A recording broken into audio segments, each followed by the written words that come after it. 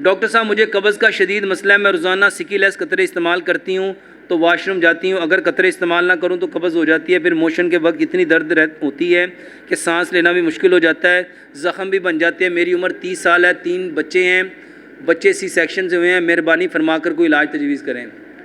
جتنے لوگوں کو قبض ہے اپنا کھانا مٹی کی ہانڈی میں بناؤ، سرسوں کے تیل میں بناؤ، صرف سرسوں کا تیل اپنے کھانے میں لے لو۔ محترم بھائیو، بھینسوں کا گائے کا پیٹ خراب ہوتا تھا تو سیانے کیا دیتے تھے؟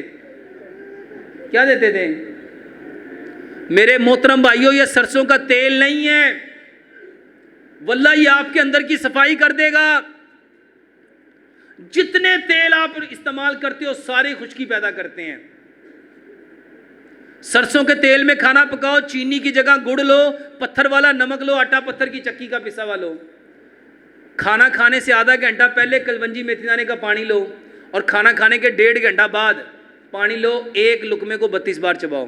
ایک لقمے کو ادرک لہسن پودینے ناردانے کی چٹنی بناؤ، حسب ذائقہ اس میں سبز مرچ ملاؤ، اور 10 سبزیوں کا سلاد لازمی کھاؤ۔